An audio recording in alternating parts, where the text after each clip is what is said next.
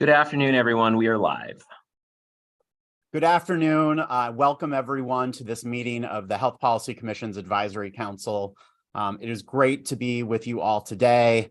The sun is shining. The Celtics finally won a game. And I'm really looking forward to today's important conversation. I'm David Zeltz, Executive Director of the Health Policy Commission, convening this group for the second time this year. And for today's meeting, really wanted to continue a focus on the healthcare workforce challenges facing our system here in Massachusetts. This is metaphorically and literally the topic of the day. I understand that there was a great event this morning hosted by State House News Service that was also focused on some of the challenges facing the healthcare workforce. And I know a number of members of this advisory council were at that event, and some of you participated in that event. And so would love to hear from those who were at that event this morning to also share, as we enter into discussion, any reflections you may have from that, what sounded like a great conversation this morning. So if you were sick of hearing or talking about healthcare workforce challenges, I'm sorry, but this is really an important topic that we want to continue to focus on and enter into dialogue with all of you. Before we get into the meat of the agenda and the discussion, we do have two new advisory council members who are part of organizations that were previously on the advisory council, but have transitioned their membership. And to introduce them, I will turn it over to the Acting Chief of Staff of the Health Policy Commission, Hannah Klumach. How you doing, Hannah? Hi, thanks, David. Good afternoon, everyone, and good afternoon to all of our members. Yes, we have two new members joining us today. We have Dr. Christopher Andreoli from Atrius Health, the president of that organization, and Ed Coppinger, who is the head of government affairs at MassBio. So I'll just ask Dr. Andreoli to introduce himself briefly. Hi there. Hi, everyone. I'm Chris Andreoli. I'm the president here at Atrius Health. Our prior representative was Tarek Al-Sawi, and before him was Steve Strongwater.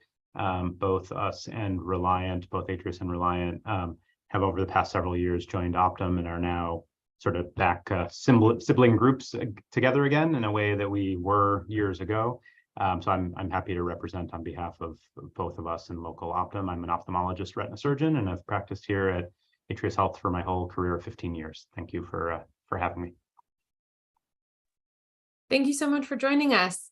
And I'll just ask Ed Coppinger to introduce himself. Hi, Ed. Hi there. How are you? Thank you, Hannah and David, for adding me. My name is Ed Coppinger. I am the head of government affairs at MassBio after serving over 12 years as a state representative from West Roxbury. Thank you so much, and welcome to all of our members. Back to you, David. Great. Thank you, and welcome to both of you. I also do want to recognize that we have a few HPC commissioners and special guests here today. First, I want to acknowledge the chair of the HPC board, Deb DeVoe. Thank you for being here. Good morning. We also have, I think I saw Maddie's here, Maddie Castillo from our HPC board as well. And we're also pleased to welcome some of our colleagues from the Executive Office of Health and Human Services who've been really leading the work on that office's behalf on workforce, Joanne Marchese, as well as Patricia Yu. Thank you so much for both being here today to listen in on this conversation and to hear what this great group has to offer. So diving right into today's conversation, this was certainly a topic that we had a lot of conversation about at the last advisory council meeting. And since that meeting, the HPC really has put a great deal of effort into trying to understand some of the specific challenges facing our healthcare workforce, as well as engaging and convening members and stakeholders to discuss action steps moving forward. So in the end of March, we released a brand new report on the healthcare workforce and held a special event. So before we get into the discussion of kind of next steps, and that's really where I want to focus today's conversation is about next steps, both for the Health Policy Commission and for the Commonwealth writ large on these issues. Before we get to that, I do want to just provide a little bit of a foundational summary of both the report and the event for those who didn't see it or weren't able to participate in the event. As a reminder on the next slide, this was one of 5 topics that the HPC had identified as being specific priorities for action in 2023. You can see the 5 big priorities listed here. I'm happy and proud to report to this group that we have made progress on each of these 5 categories. We held a hearing on the healthcare cost growth benchmark since our last meeting and set the healthcare cost growth benchmark for calendar year 2024 at 3.6%.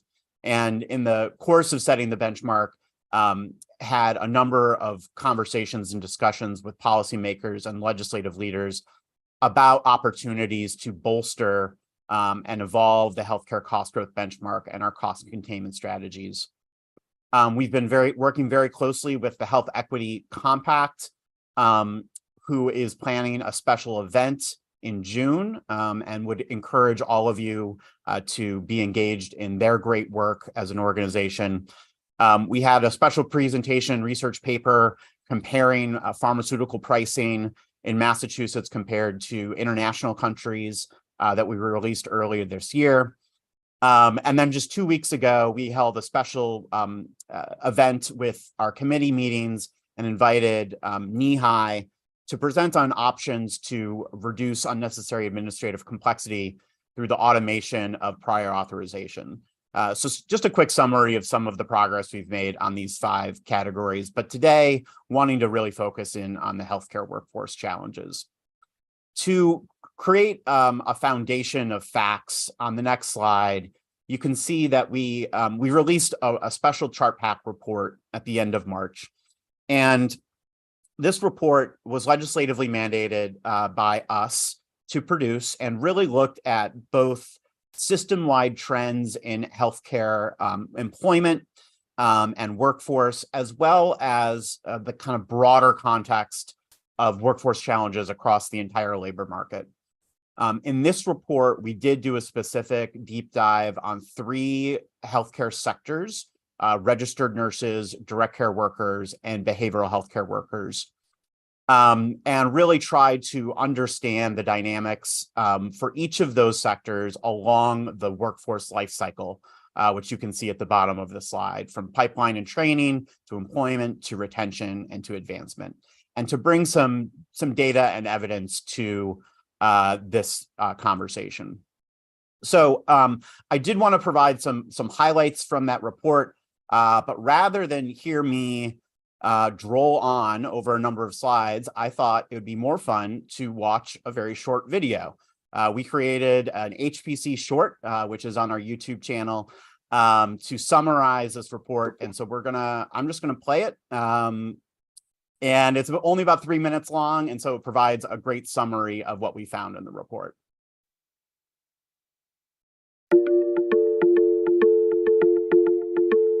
So team, go ahead.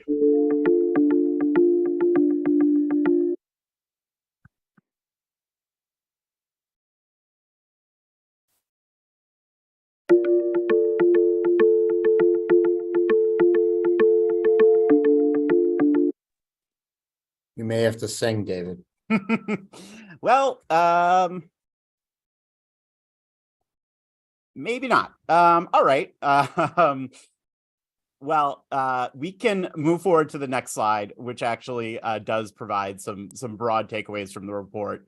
And maybe we can come back and see if we can get that to play.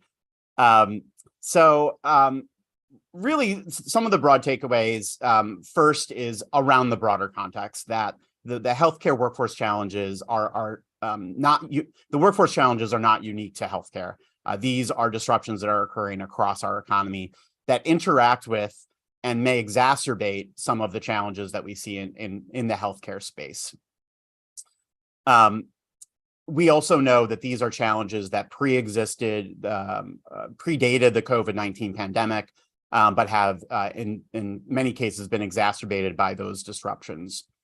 Other broad takeaways here is that there is an opportunity for government to provide targeted investments and funding in under-resourced sectors, as well as in training, loan forgiveness, career upskilling, and career ladders. But that this can't just be on government alone, that there is a responsibility and an opportunity for healthcare delivery organizations to also invest in their workforce and implement innovative new ways of both delivering care, partnering perhaps with local educational organizations, providing new career advancement opportunities, and also a clear opportunity to further diversify our workforce to ensure that our healthcare workforce reflects the patients that they serve. And then finally, also in the report, we highlighted that there are broader structural issues that may contribute to some of these challenges, such as our high rate of avoidable care. And so, having released this report, we held a special event on the same day and had a number of different stakeholders provide some reflections and feedback. And on the next 2 slides from now, you can see who was on our first panel. This panel was a mix of representatives of the 3 sectors that we had focused on, the direct care workers, registered nurses, and behavioral health care workers. Sorry, if we can just move forward 2 slides. And the next slide, well, here you can see who was on this great panel. We had a wonderful moderator. Thank you so much. And many members of the advisory council you can see represented here. And then we had a second panel with some other healthcare leaders from different organizations, really reflecting on the system-wide interconnectedness of these issues. Again, a wonderful moderator in our Commissioner Tim Foley, and a number of advisory council members represented on this panel as well. And the panel discussion, I thought was quite excellent in terms of really highlighting the urgent need for action. There were also themes around the disruptive use of contracted staff labor, the need to ensure that frontline workers are included in the conversation, the urgent need and opportunity to diversify our workforce, the continued need for investment, and really a call for bold thinking. I think Michael Curry said it many times, you pay now or pay greater later. And other panelists talked about the need for a healthcare workforce moonshot in terms of really thinking about bold opportunities to rethink our workforce and the employment life cycle. On the right-hand side of the slide, you can see some of those solutions that were surfaced at the event. So all of that is just a foundational summary of both the report and the event. Before I move into where I want to really engage with this group on, which is kind of where do we go next, did want to open it up to see if there were any reflections from advisory council members who were at the event or who participated in the event that you'd like to share now. And also want to maybe ask Deb DeVoe if she has any reflections about both the report, the event, and perhaps why the HPC has been focused on this issue.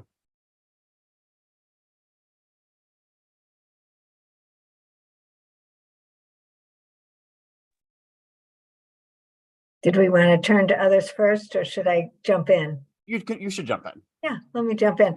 Yeah, I was, as David said, just very happy at the event that the observations and the view of both the panelists and those attending became very aligned about what the issues are and then what the areas of potential opportunity to explore are. So I'm looking forward today to hearing the advisory council members' thoughts on where we go from here. Look forward to that. Thank you.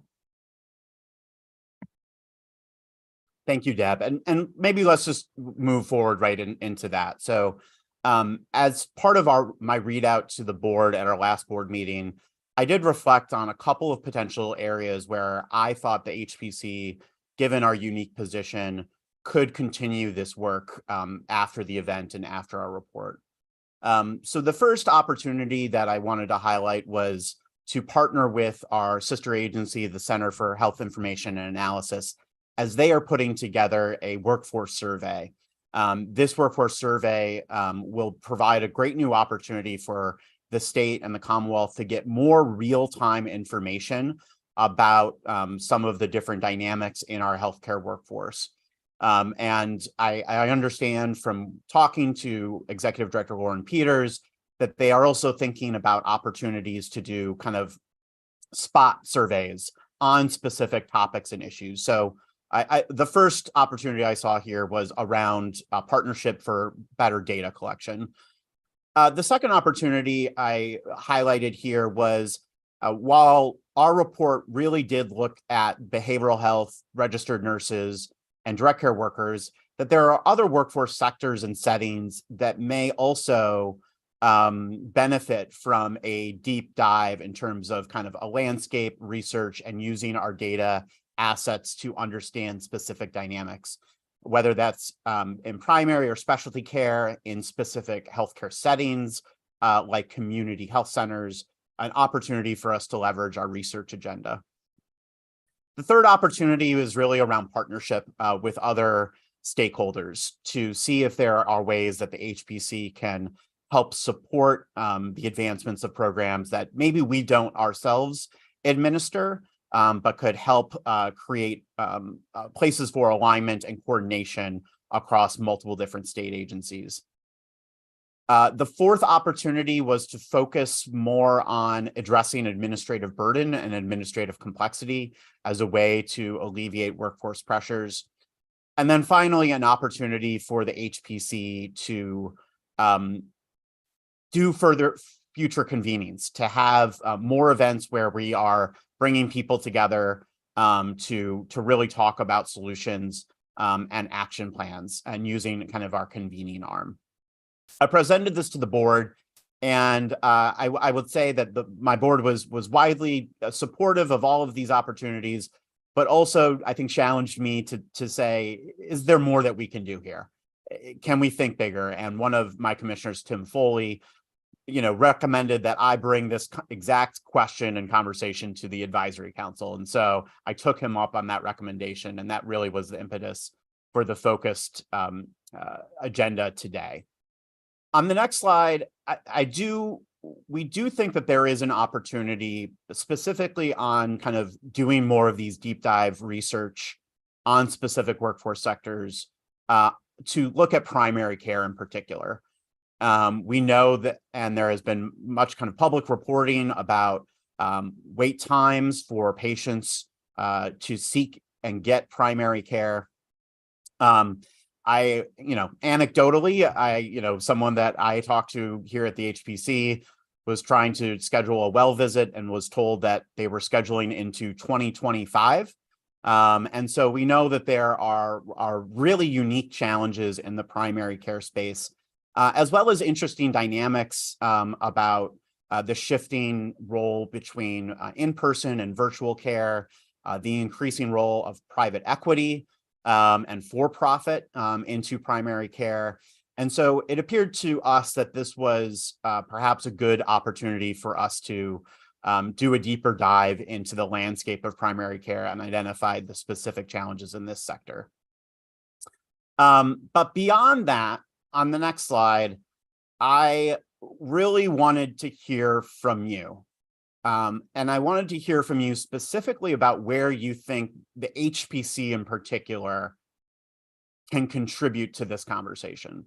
I've laid out some of my initial thinking about maybe primary care as a next research step.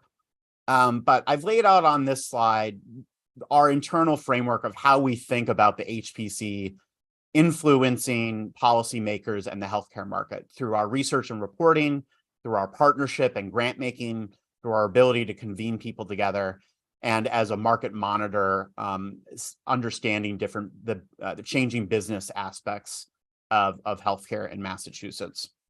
So I am going to stop here and leave it on this slide because I really would like to hear from the advisory council at this point. One of the opportunities that I had already laid out, do any of those particularly resonate with you?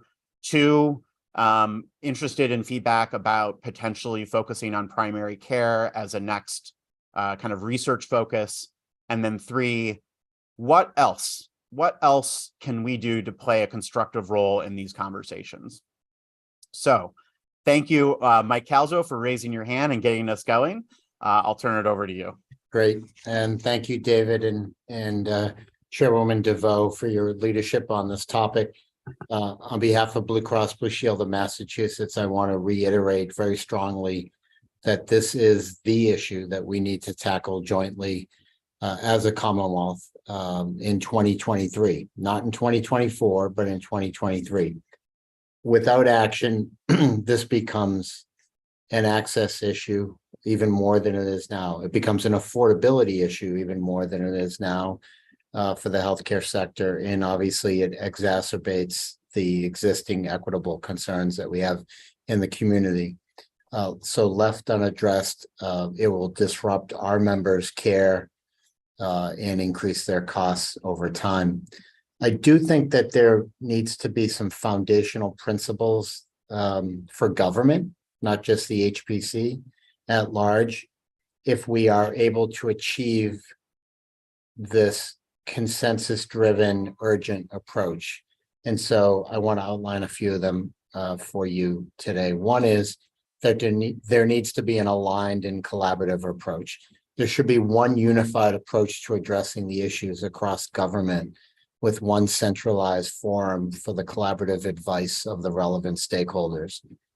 I know that's a hard question to land, but if we're able to actually achieve some of the successes in this area within a very short time frame as needed, then there needs to be an agreement across the Healey administration, the HPC, and with legislative leaders about some joint construct for meetings.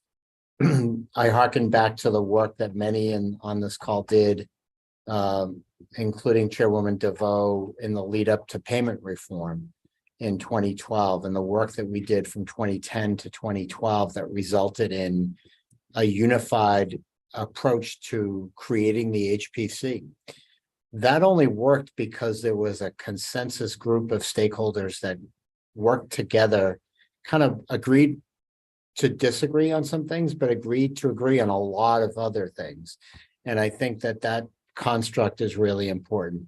I also think there needs to be, as a foundational principle, and this is where the HPC and others have really shown themselves to be important to the role, a focus on evidence-based data so that we're drawing out recommendations for further action based on an evidence base and having it be a qualified evidence base that has credibility to the stakeholders at large. I also think that there needs to be a focus on both long-term goals for need, but also short-term victories that we can hopefully land in the next 4 to 6 months. If we postpone action to the 2024 timeframe, I think that would be a real mistake for the healthcare community at large, leaving aside what that is. Also, I think as framing principles, equity has to be a governing principle relative to delivery of community-based care.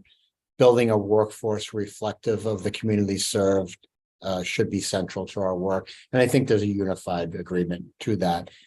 And then lastly, in terms of those principles, and I do think principles matter, and there needs to be an alignment on principles.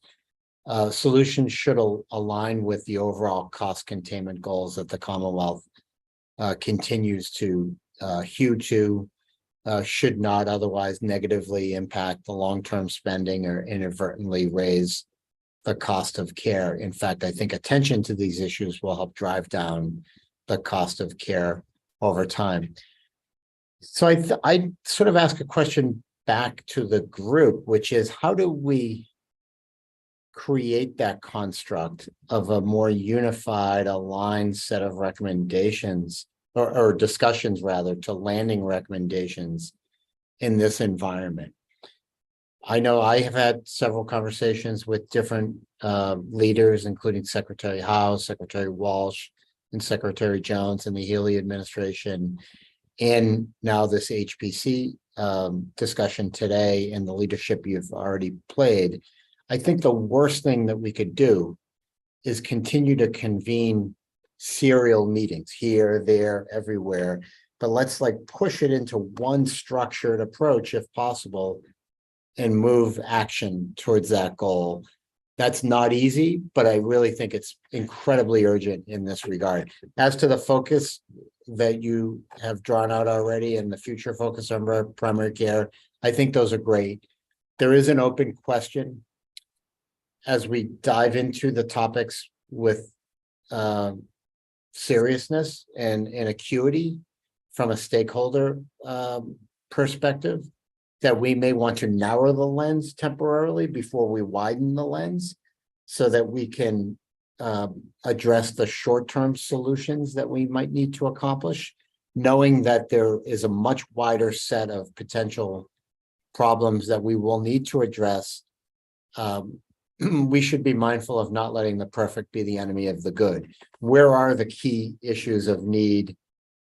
And there'll be a debate about this. I'm not suggesting that this won't be a contentious issue, but I do think drawing that circle, particularly in the 2023 timeframe, is a really important thing that we should be mindful of.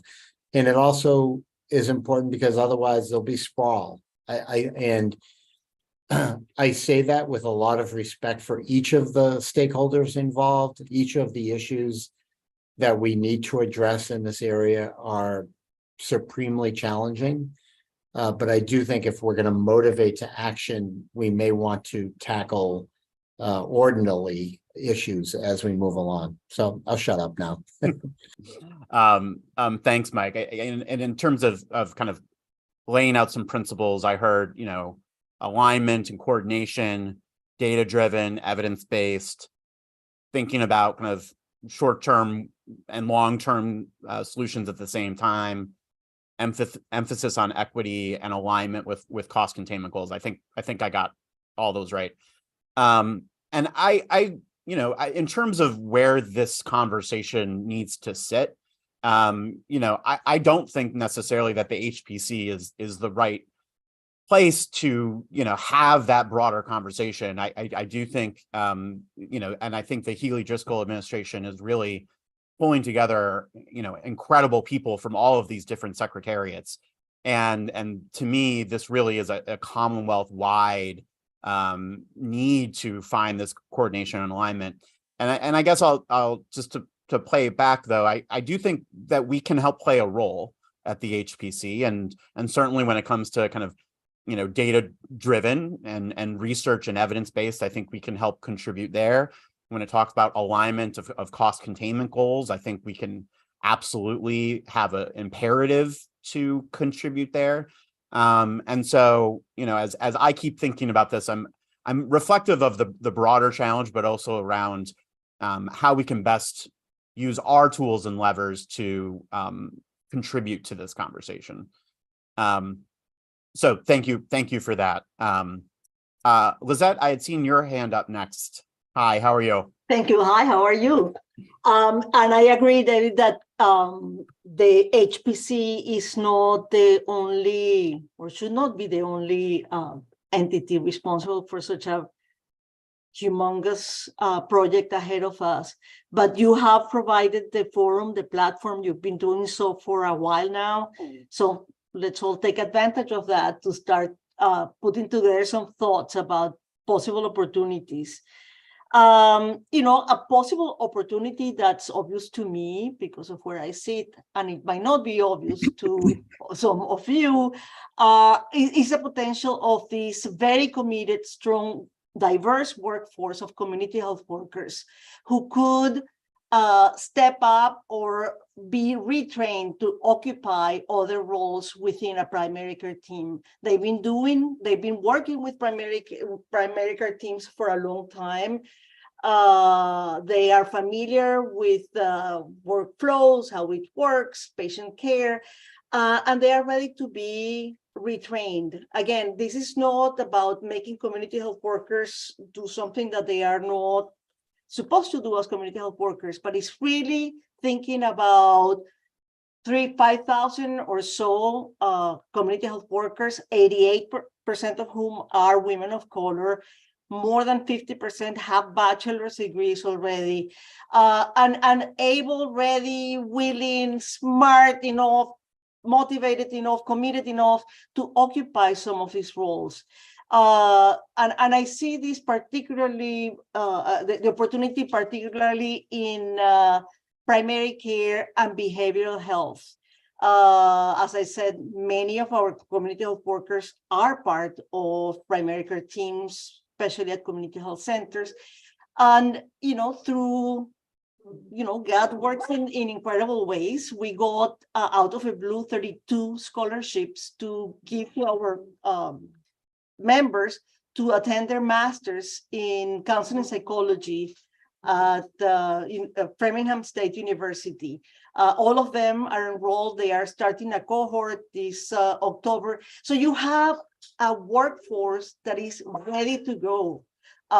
We need to, it's up to all of us to create those opportunities, but so far it's been overlooked, and I've been surprised that it has not been more obvious to more people. Thank you. Thank you. And I really appreciate those comments. And I think when I've been thinking about this next kind of research project into kind of the evolving landscape of primary care, I think there is absolutely a need and role to think about the care team and how that can change and evolve and innovate, and who is a part of that care team. I will share, in many of our grant programs where we were able to invest in providers to test innovative ways of delivering care and to treat whole person needs. Many of those programs were heavily reliant on community health workers for their success. And the overwhelming response that we receive when we talk to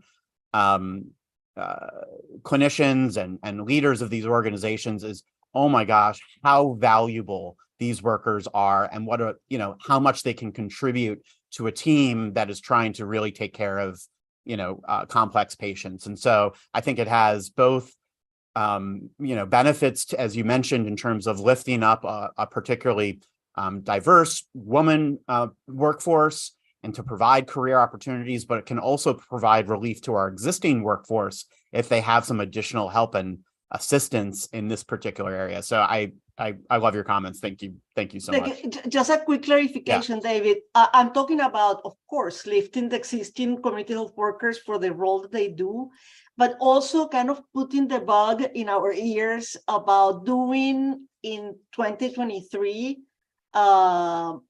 something similar to what happened in the 60s and 70s with another shortage of primary care providers, where nurses were not doing the roles that they are doing now. And it was a shortage that kind of made the system rethink some of these roles. So it's not, it's really about career ladders and opportunities, not only recognizing the important work that community health workers do.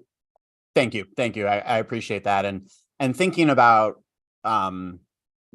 workforce roles and different types of workforce roles throughout the healthcare system, I think has to be part of this conversation as well. And, I'm constantly intrigued by other states that are kind of creating kind of mid-professional tiers of different types of workers that allow for career advancement. And so great points. Thank you. Ron, and then Donna, you're up next.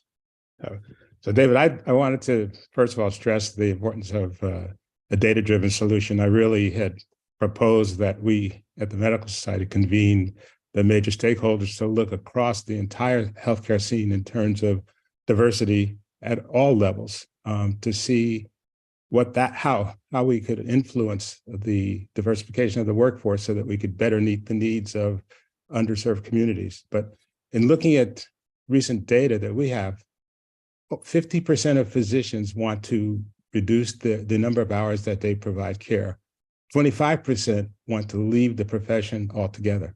Now, we have two rate-dependent processes in terms of primary care. We have a large number of older physicians retiring. At the other end, even though we train probably more physicians than any other state, we have 35 out of 700 students who matched in this year, matching in primary care. So less than, an incredibly small number matched in primary care. Now, the other issue is, could we in fact encourage collaboration across the medical school curriculums so that one system has a residency, one has a fellowship? The cross collaboration to keep people in the state could help the workforce problem. But when you start to look at that, the first hurdle is educational debt. The second is housing, because this is an incredibly expensive place to live at this point. So we are in fact challenged to either come up with some type of governmental solution that supports education and healthcare. And we also have to look at communities to see what they can do to produce affordable housing so that we can keep physicians here. But the real concern is that when you talk about primary care, there's not a uniform delivery system. So when you look across different income groups, what is available in terms of primary care is vastly different. And I think that's something that we really have to look deeply at. I think the community health centers are challenged in terms of having a stable workforce because people come, they do it for a year or two, their girlfriend or their significant others in training, and then they leave. So that those challenges really have to be dealt with. And a lot of that, again, has to do with cost and the stress in terms of the kinds of patients that you have to deal with. But I think in looking at this, the underserved, a lot of our health equity problems are related to the differences in income groups and how they're treated and what services are available. So unless we really break it down that way, we're looking at probably 3 or 4 different populations across the state: an eastern urban population of Springfield, the western population, very rural populations, and other high income communities. It's just they're different solutions and different care systems that we really have to break down. There's not one analysis that will give you that data. So I'm pushing for solutions. We have a wealth of people who do studies in our state. What we really have to look at is what are the solutions. Yeah, thank you, Ron. And I think you might have mentioned that statistic about how many people matched for primary care. Maybe I heard that someplace else, but that so struck in my mind and was one of, I think, a motivating factor for me in saying, can we do some more research and information here? And I know you said no more studies, let's get to solutions, but it does feel that there are some big structural issues here. As you said, we have, one of the highest rates of primary care physicians, on a per capita basis of most states. And yet we know that doesn't always translate into access for different communities, populations across the Commonwealth. And so there is a mismatch in some ways around our supply and distribution and how people can access that care. And I think that's another area that I think we continue to be interested in is the kind of the supply and distribution of our existing resources, and are they really being available to everyone in a timely way? So just some reflections off the top of my mind. Just one additional comment. A few years back, we looked at when we were looking at the certification for EMRs, how many physicians were really actually practicing. So whenever the government looks at us, we're vastly oversupplied in terms of physicians and workforce. But when you really break down the number of people who are actually practicing at a given address, and how many people, for instance, in academics, you might do a clinic once a week, but you're listed as a primary care or a cardiologist or whatever, that is different than somebody who's practicing 5 days a week in a either teaching center or another center where they're really equally involved in the care of patients rather than mixed between research and so forth. So when you really break it down in terms of actually who's really practicing medicine, we actually have a lower number than all the government studies suggest. So that's something that we tried to look at back in 2014 by really looking at the whole database from the Board of Registration and looking at the address of physicians and seeing, who in this particular community is really actually practicing medicine. The data are surprising. The numbers are a lot lower than you would think. So that's something that we have to take into account when we do these studies. That's absolutely right. Thanks, Ron. Donna, and then JD, you're up next. Yeah, thank you very much. I would like to counsel that two things. One, there has been already considerable work done tactically, strategically, investments made to address workforce challenges in the hospital sector, in behavioral health and primary care. Clearly not enough, but I think in looking forward, even if the priority of this work would be on the challenges in primary care, it's going to be important to look at that other work and look at the status of those initiatives. The second thing is that I believe that the primary care workforce challenges and the behavioral health workforce challenges are inextricably linked. Yeah. Not so much because they're all the same classes of employees, but the concept of elasticity of demand in healthcare was never more alive than it was in the behavioral health arena for many years because of the restricted benefits. But there is, in our current environment, undeniable demand, and it moves between the specialty sector and behavioral health and primary care's integrated behavioral health response. And as we know, primary care is the place where more than half of some significant interventions for people are being deployed. So as problems arise and are greater in the specialty sector, more people have been directed, for example, to their primary care providers for behavioral health care. Mm-hmm. So I think we need to find a way to integrate our examination of this, taking into account the challenges in both areas. That's wonderful, and thank you. And just to say, we are very early in thinking about what the scope of what we could put together here. So your comments and counsel and feedback is really, really helpful. And also to say, that was one opportunity that we identified, but there may be others too, and would love, to hear recommendations and counsel from on other areas as well. So I really appreciate that, Donna. Thank you. JD, sorry. Thanks, David, and thanks to everybody for the terrific comments so far. Just to harken back quickly to something that Mike started with, I agree that trying to get our arms around a singular conversation with a set of guiding principles, narrowing focus is probably not a bad place to start. It feels like there's a lot of conversations and work happening. Coordinating that, I think, could be helpful as we think about immediate term action. Having said that, you said something at the beginning, David, about how workforce challenges spread across industry. And you're absolutely right. We see it at the roundtable. It's the number one issue we hear from all our members. And what's interesting is we're about to release some survey data, but the way that a lot of employers are reacting is by hiring people out of state remotely. And we're finding that number it's a little alarming how dramatically that number is increasing.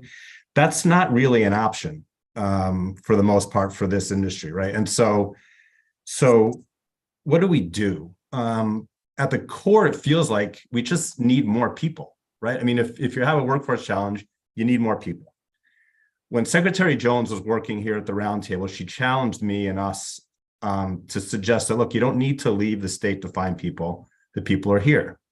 And how do you get them off the sidelines? And I think as we start thinking about strategies to find more people, a few things come to mind.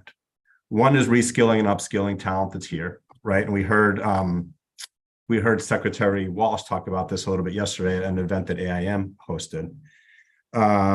You can talk about immigrants with international credentials who are blocked from accessing the workforce here for a variety of reasons, mostly regulatory.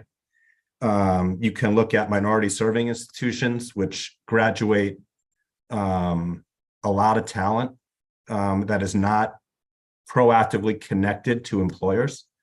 I think about an example out where I grew up in the Berkshires, where Berkshire Health Systems was struggling to find nurses. Mass College of Liberal Arts created a nursing program in combination with Berkshire Health Systems, and now they're developing a pipeline of nurses. So, I think as I just start to really drill down into what on the ground can we do in short term, to me, it's focused around getting people off the sidelines into the workforce and strategies that we can employ to do that. So just some thoughts, happy to talk, offline with you about that, David, if that's helpful. No, that's really helpful, JD. And just your initial comment sparked something to me when you said that many of your members are hiring people from out of state. Like, are those people living out of state and remotely working? Yes. Yeah. There are a couple of interesting stats. I won't bore everybody with them now, but when we ask folks why they can't find people here, why are they having trouble hiring here, and 75% said they're having trouble hiring here. 70% said because they can't find anybody, and 43% said because they can't get anyone to move here because it's too expensive to live here. And so the response is, okay, then we'll just hire them elsewhere and they can continue to live where they're living. Yeah. You mentioned kind of bringing, different workforce opportunities, kind of different populations, bringing them off the sidelines or bringing them into these pipelines. And I know at the event earlier today, I think the Undersecretary for Health had even mentioned post-incarceration populations as another perhaps opportunity to engage and bring them into the workforce. Yeah. So just wanted to mention that. And speaking of the Executive Office of Health and Human Services, I do want to recognize Karen Sung, who is with us today as well. She is the Senior Advisor of Health at EHS. Thank you, Karen, for being here. And she provided great opening remarks at the panel. I don't know if you want to just come off mute and say hi really quickly, Karen. Thanks so much, David. Here to be great listeners. As everyone around the room has heard, this is top of mind for the office. So thank you again for the partnership. Thank you, Karen. Dr. Callahan, how are you?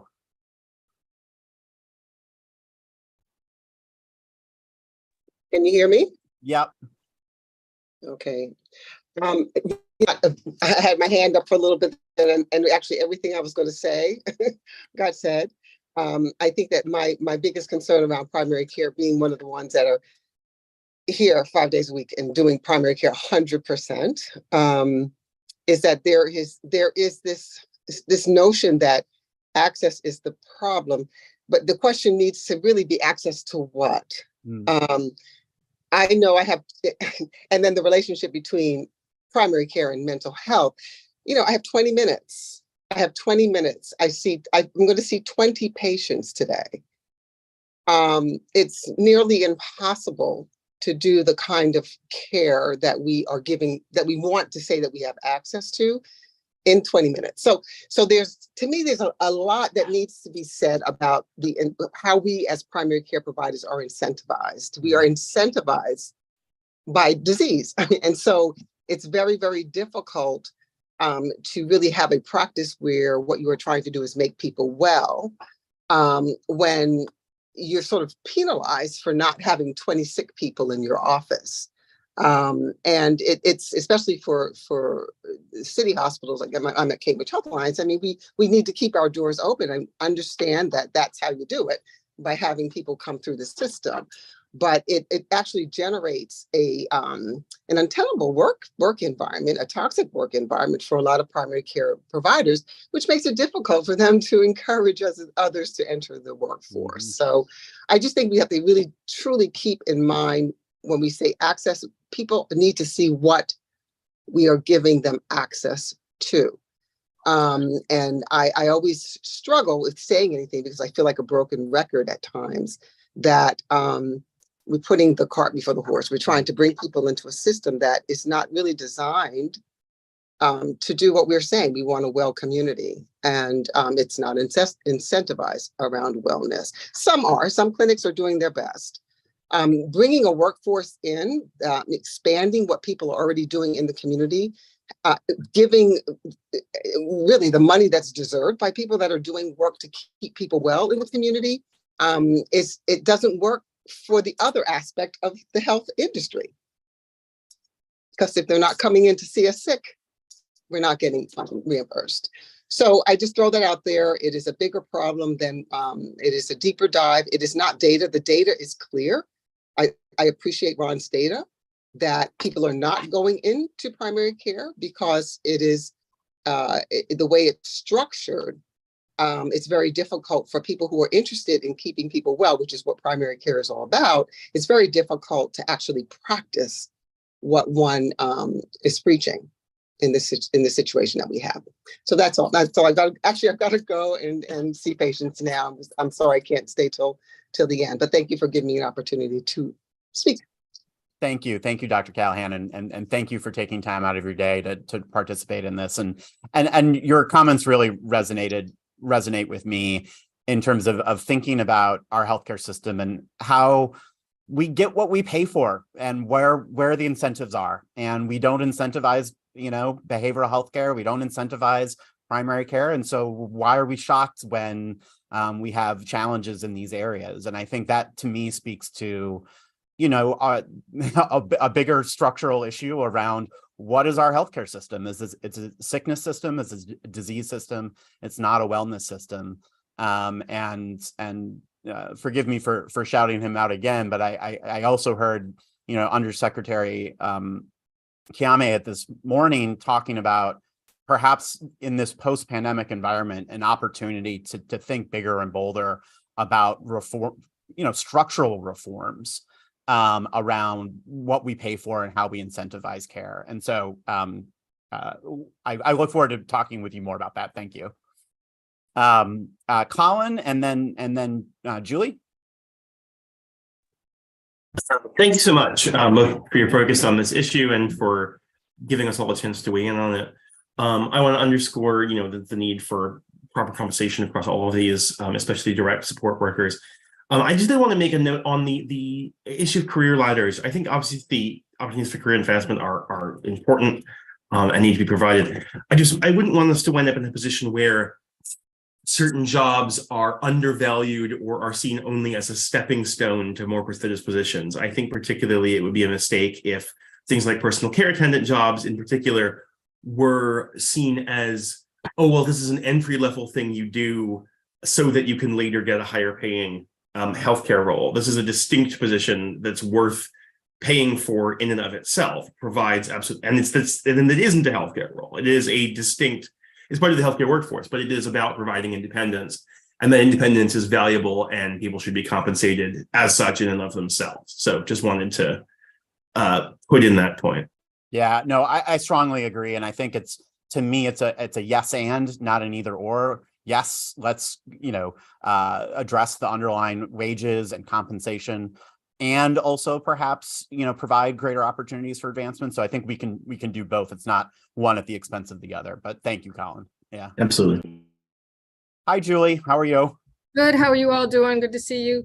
I'll try to make my comments quick. Really appreciate the comment that Colin just made. I do think that's really true. We really do need to make sure that when people find their spot and they're really good at it, that we reward that and not necessarily make them feel that they're just but a way station to something that's more important, because there's some fabulous folks that you want to keep them exactly where they are doing the great work that they do. So my generic comment is that in general, if we want to know what's going to fix the workforce issues, then we need to ask the workforce. I think that has been not done as well as it should have been or could have been done over the years.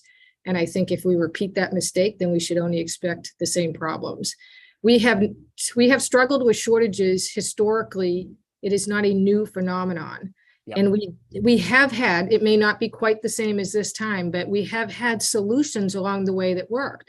But often what happens is, as the solution appears to be solved and history, it becomes history and everybody forgets about it. And we have other challenges, some of those programs disappear. I'll mention a couple that are obviously seeming to be coming back to the tables and making their way back, but they were solutions, and they were Baylor planned weekend programs for nurses, incentive programs for nights. They accomplished two different things. They staffed very difficult times like weekends with people that fit their lifestyle, particularly young women with children. Also night programs, 36 for 40. The reality is that we had very much difficulty getting seasoned people on the night shift. And we need that because a lot of times the new grads, when they come out, excuse me, they may be required to rotate tonight and they don't have a lot of senior staff to mentor them. So we need to provide incentives to really get some senior staff who like working as a cadre together to be that solid core staff on the night shift. So some of these things won't actually be new. They'll be resurrected. And if we learn nothing from that, we should learn that when we fix a problem, we should be careful not to recreate it later. And then low-hanging fruit in my mind, to be honest, is, there was a big push. I'm not saying right or wrong. I really don't care to make a judgment call on it, but there was a big push for a long time, BSN only in hiring. You could not get a job unless you had a BSN. Some of that remains. I think that's shooting ourselves in the foot right now. I think, whatever your particular feelings are about vaccination, the reality is the original mandatory vaccination, we are no longer, none of us have antibodies for those original variants anymore. And we're not requiring the booster, and yet we're not, giving amnesty for these folks to come back. And I don't really care we were pro-vaccine at the beginning, you know what I mean? But now we're past that. I'm like, we have very skilled people out there. If we're talking about get them off the sidelines, we can still take the positions that we need to take later with regard to infectious disease if we need to, but right now they are qualified workforce out in the wings that we should be bringing back into the fold in highly difficult areas to fill, like OR space and ICUs and other places, never mind all the other locations. And then the only last comment I wanted to make was that the mission idea, the mission idea of the workforce, it's not, yes, there's an issue about, are we actually incentivizing sickness versus wellness? There is that, no question. But there also is discreetly within positions, when people take care of folks in this field, we approach it more like a business model now, right? But the reality is, it really is for many a mission. And if you put it down to 20 patients a day, for the nurses, if you put it to giving me too many people to take care of at one time, and they feel that they can no longer do the work the way it was intended, you will result in good people burning out because they don't feel good about what they do anymore. So however that may show itself in different ways, but I still think it's important, which is why I say go back to the workforce and see exactly what makes them want to stay and what makes them thrive, and try to derive some of the solutions from that. And I don't think it's unique when we talk about supply. We have a lot of nurses in this state, and we do need to get them off the sidelines. And I think that's true for other fields too. I know that we struggle with the availability of psychiatrists, but I think a lot of them have been incentivized to leave the acute care setting and to go boutique and personal, direct pay. And why is that? It can't all be one thing, what would get them back into the actual acute care environment? So we really do need to talk to them directly to derive the solutions that are going to make sense. And I'll stop there. No, thank you so much, Julie. And I think your overarching point of talk to the workers and is a really resonant one, especially as we think about strategies to bring people, back into clinical settings, back into the hospital settings, back into, treating patients in person, and not just going to private pay. Those night and weekend programs that you mentioned, just a point of clarification, were those programs that hospitals implemented with labor, or was that wasn't a government program, right? No, they were hospital programs. Certainly, we did it through negotiations, but they were also implemented in non-union environments. I do think that it's not exclusive. I think the hospitals anything that they could be given as a helpful incentive to offset, to provide support to do those things, I'm sure would be welcomed. So there's a lot of challenges out there. So, you know, allowing them to do things that work in whatever way they can be supportive. I wouldn't say that it should solely be on their shoulders if it can be helped in other ways. I'm sure Steve appreciates you advocating for a little bit more help for the hospitals. Thank you, Julie. Michael Curry, thank you for joining us. How are you? Good, David. Very quickly, and I apologize, I'm actually en route to one of our health centers now for an event that they're hosting. I think there's a lot here. So one is thank you, David, and to you, the Health Policy Commission, for prioritizing this conversation. I think the role of the HPC as the convener, as the researching entity to really raise these issues and come to them with some depth. And then I think the key influencer role that you have at the Health Policy Commission is really critically important. I think about this issue in a few different ways. My predecessor, Jim Hunt, used to say repackaging the Tylenol was his favorite joke. That some of these ideas, we know what works, we just don't invest in it. So we know reimbursements matter, that when you reimburse providers, and I'll say this from a primary care behavioral health standpoint, when you reimburse providers, you allow them to be able to have competitive salaries and bonuses and retirement packages that are competitive, that keep people employed. And when you don't, they struggle. Many health centers across the state, and this is true in many other community-based settings, are competing against higher paying institutions.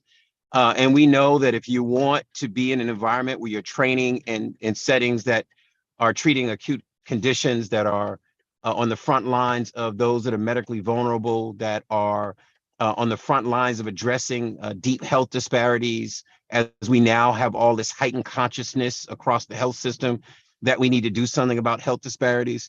On the front lines of all that work is our community providers, and I am honored to represent community health centers that are in this work, but they're challenged. 72% of my members say that they have wait lists to provide care. Most of my members will tell you when they lose a provider, now we're the gateway through which providers come in, and then they go off to other settings. And the reality is, as I meet many providers say, oh, I used to work at a health center, right? You can do your own personal poll, and that's been a part of their career trajectory. But the problem is when we're trying to recruit for providers, that's a year and a half, 2 years to recruit them and retain them. And if you think the problem is bad in, metro areas, go out to Hilltown or some of the other parts of Massachusetts that we forget about, where having a primary care provider, having the staffing that's necessary has even dire consequences when you talk about wait times for an appointment. So I think one solution, Medicaid GME, you've heard me talk about this before, David, but this is critical. This is a repackaging of the Tylenol, $44 million program before 2008 and the recession hit. We defunded, if you want to use that term, the Medicaid GME program at that time, but we knew it was impactful. It was allowing us to train a cadre of providers here in Massachusetts that then can be deployed. So not only the numbers, but the types of providers. Chapter 224 created the commission that looked at this. Former Secretary Polanowitz and that commission was deeply in favor of it. The Health Equity Task Force, what I chaired, which Dr. Seau, we found that this was important to bring Medicaid GME back. We need to now revisit what worked and what works and redeploy some dollars in those places. The other, last but not least, loan repayment works. And right now we have a more retention strategy on loan repayment than a recruitment strategy. That's hence the Mass Repay. The Mass League is fortunate to be that entity that has been tasked with getting those dollars out and selecting those providers. But we know to Mass Medical Society's report, we are facing a crisis beyond the crisis, a mass exodus, that 25% of providers who will leave this field. And I'm not even sure we have the data on the other types of caregivers in our system that are planning to leave as well. It would probably terrify us all. So I think we need to put money where our mouth is and really invest in what works. Loan repay will keep people in place. It would allow us to help them drink the Kool-Aid and get them involved in the communities where we're providing care, in the settings where we need them most, and understand that a absent provider, and last but not least, absent provider have repercussions for health disparities. Because if I can't get an appointment, if my child can't get an appointment, those are implications on access to care, as we have a deferred care crisis right now with the people who didn't get their teeth, their eyes, Donna, their mental health, their substance use disorder. And as I often say, that cancer, that pain in the side is stage 1, that'll be stage 4 by the time you come back in, or now by the time we can see you, is a crisis that we're not putting the resources. So loan repayment matters. And that's NP residency is another key part of that. We're now exploring across the country. I think to your point, David, when you started the call, pay now or pay greater later, we know where investments work. So let's put the investment in, or we'll see them in the emergency room. We'll see them on chronically ill. We'll pay for that when the workforce is dying and desperately sick. Black and brown folks, pay now or pay greater later. Thank you, Michael, and thank you for your leadership on all of these topics. And as we, as I mentioned earlier, have an interest in doing a deeper dive into some of these primary care trends and dynamics, I think we want to be working closely with you and the league. You're great people at the league. You have a great data and information about the community health centers, and so want to tap into that to be able to further amplify, some of these challenges. And I do think that there is a role.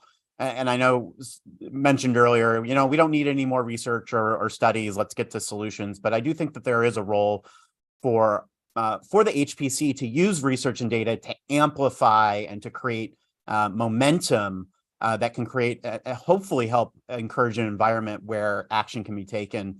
And Michael, I want to also reflect, I think both you and Julie had a similar, kind of theme here, which is, we don't need to necessarily recreate the wheel or come up with brand new ideas. Let's remember some ideas and solutions that have worked in the past and target our investments there, at the same time that we may need to think of new ideas. Like, let's not just forget that there are experiences and programs and policies that have worked in the past. And Medicaid, GME, you brought me back to my days working in the Senate budget, and I'm sorry, but that's another one of these issues. It was studied again.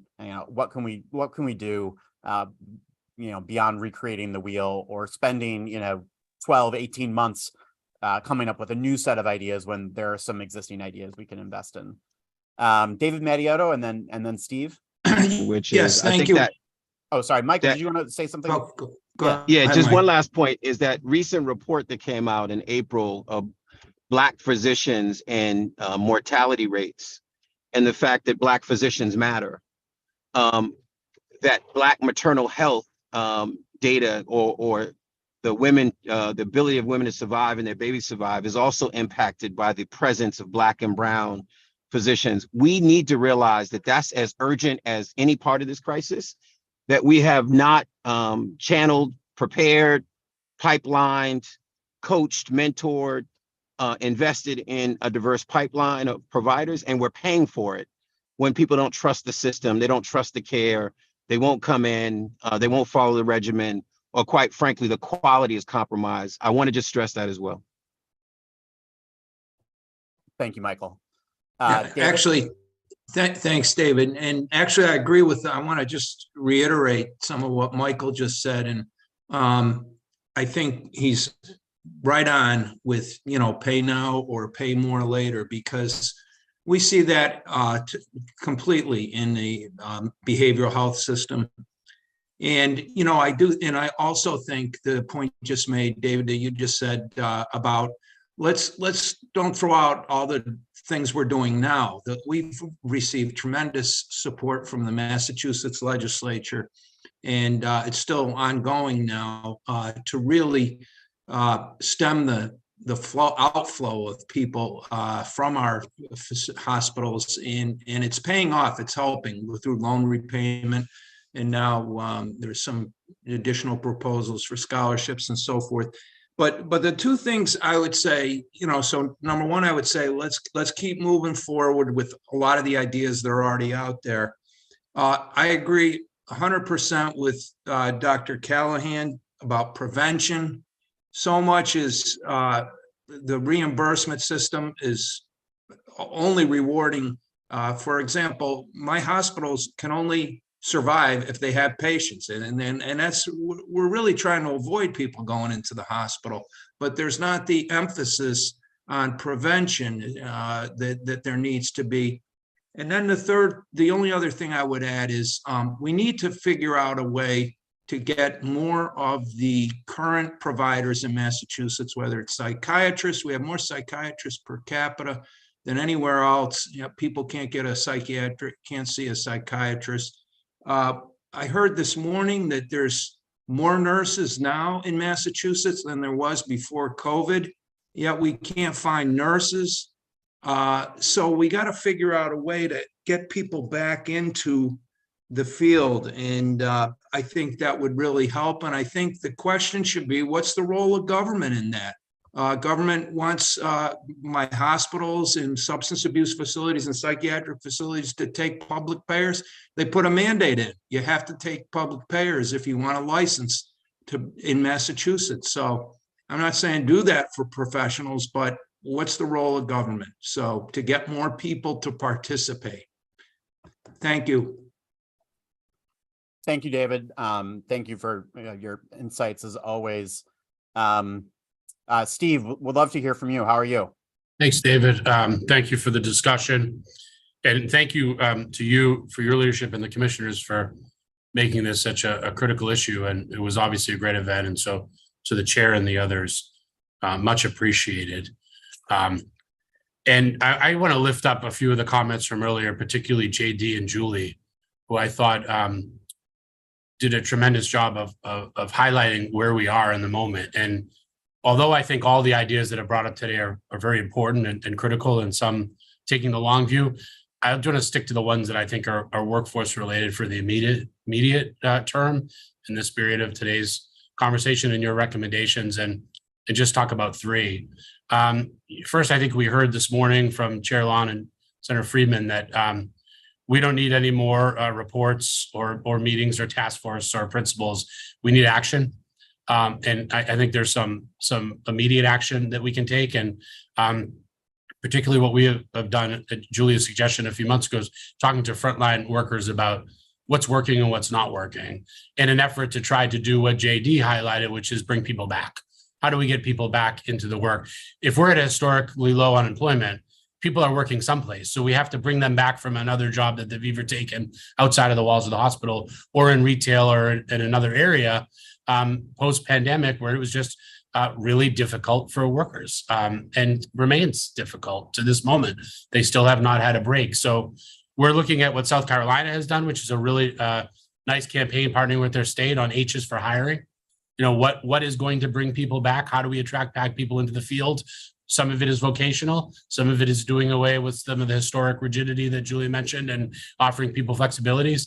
But there's a way to get people back into this incredibly important space where you are doing well and doing good every day. And when you talk to our frontline workers about what drives them, it's taking care of our loved ones. And they do it for us day in and day out. And so I think there's a partnership opportunity with the state. We're working with a consultant now and trying to identify what are the levers to bring people back in healthcare. With 19,000 vacancies or more. To Colin's point, it is in every area. It is not just RNs, it's LPNs, it's CNAs, it's EMS, it's PCAs. So it's cooks, it's security, it's phone operators. If you want a job, we have it in healthcare. And that's what we need to stress to folks. The second area I'll mention it, we talked a little bit about it at your event, is a service type project, an AmeriCorps type project for healthcare workers. Training, paying people to be trained, paying people to be educated, and then paying them to be placed. So that we're paying on the front end to bring some of our talented graduates, whether it be from high school, from community college, or from four-year school, into the space and working in healthcare. And I think we can do it well. I think we can do it quickly. And I think we have the expertise in Massachusetts to lead the country on that. And the third area is just an immediate. And I raise this as a concern regularly. the cost of contract labor is crippling our industry and making it unaffordable.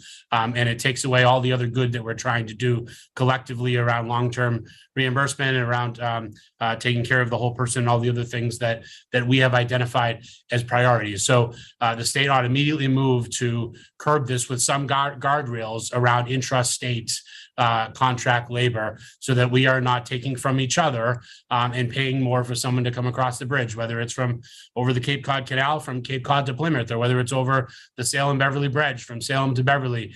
We can't have people leaving our hospitals, taking a temporary place in another hospital for 2 or 3x and expect us to be able to retain workers and focus on affordability. So I hope we can get something around contract labor in the very short order to try to stem the incredible losses that our hospitals have faced over the past 3 years. Thanks, David. Thank you, Steve, and thank you for your leadership as well. And as you're working with your consultants and thinking about kind of, you know, immediate action steps and really moving towards, you know, immediate initiatives, immediate solutions, please, you know, reflect about how can the HPC play a role in that. We're not a loan forgiveness government agency. We have our certain levers and we have certain tools in our toolbox, but we stand ready to be complementary contributors to whatever that is. And so you can say something today, but just as you're going through this, how can we play a role?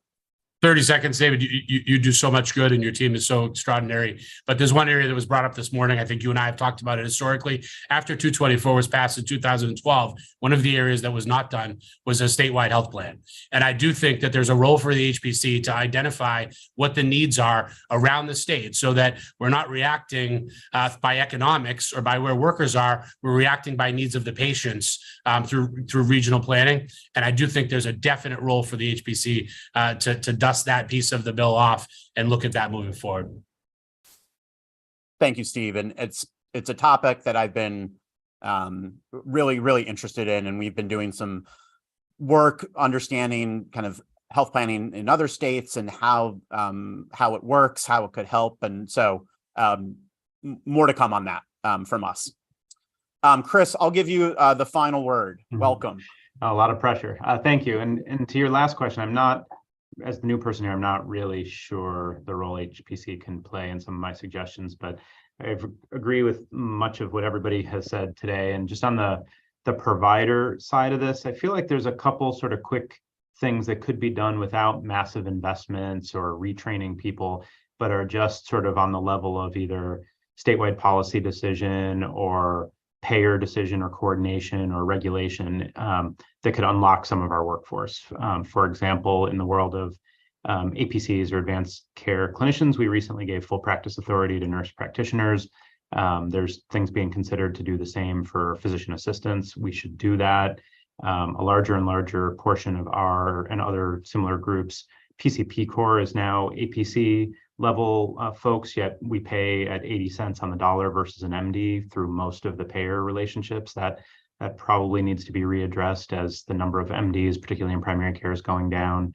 Recognizing OB as PCP, they take care of the vast majority of primary care in women of a certain age, and yet with most payer relationships are not able to be recognized as PCP status.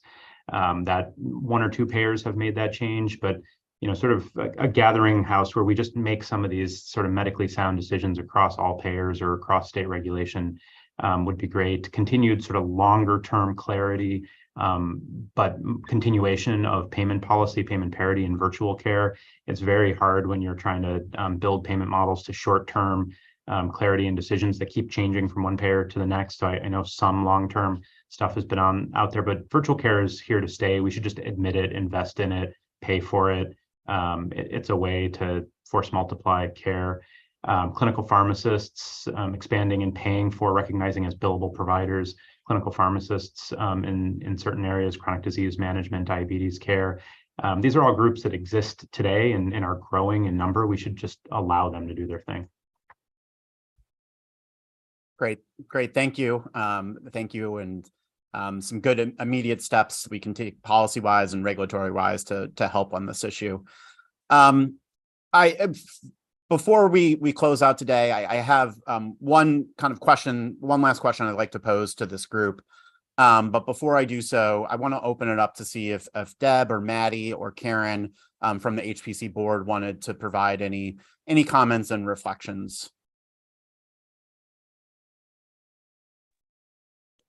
I'd really appreciate hearing from any of the advisory council how you feel the convening that several of you have suggested to align the work, how you feel that could best take place. If there's not time to comment here, if you want to comment to David or I after the meeting, that'd be very helpful. Yes. Maddie, I saw you came off mute. Hi. No, I love the conversation. I love hearing it. You know, as a primary care physician myself, I hear the issues. I agree. I forgot, I think it was Callahan was her last name, who was right on target. And I'm just sort of, I think the last comment about the health plan, the national kind of, or the health plan that we were talking about, the statewide health plan, that's something that I truly agree with. Mm-hmm. Great. Well, thank you again for just a really wonderful conversation, really insightful and interesting. My brain is always spinning at the end of these hour-and-a-half conversations. And I just wanted, in the last final minutes here, just make a note of gratitude to all of you for participating on this council. I know I say this at every meeting, but I just have to share and reflect that when I talk to other states that are pursuing healthcare cost growth benchmarks or pursuing affordability, they often ask, me like, what lessons learned, what worked? And I often cite the establishment of this advisory council as the first thing that I did in this role, and how critical and essential this regular convening has been to the work of the HPC, but more broadly to the work of healthcare reform in Massachusetts. This is just an incredible group of thought leaders, and for you to take the time to participate is just really meaningful and contributes positively to the Commonwealth. So thank you. And as we've done this now for 10 years, and a few years now on Zoom, I'm also reflective of perhaps there are opportunities for me to engage this group in different ways, and maybe to structure these conversations in different ways. So I would just like to leave this meeting with an offer that if you have ideas about how this group could best participate, could best advise the HPC and our work, any suggestions for different types of formats that you would encourage us to consider, I am open to kind of making changes if people think that would be worthwhile. And the last thing I would say is, while I absolutely think the Zoom and virtual aspect has been a tremendous benefit to this group, given the kind of geographic diversity of this group and the fact that you all have incredibly important jobs, I did want to throw out if there would be interest in having one meeting that we would do in person, and that we would give people a lot of advance time, but to have maybe a meeting at the end of the year that we would gather together. I do reflect that was when we were meeting in person, there was some aspect of just kind of being in the same room and networking together that was of a benefit. So I'm thinking about that. I think this format works for most meetings, but maybe once a year we could find a time to get together. But interested in your thoughts on that and on the overall functioning of the advisory council, please reach out to me. And thank you for your time and service. And we will leave it there. Thank you so much. And I hope everyone has a great day.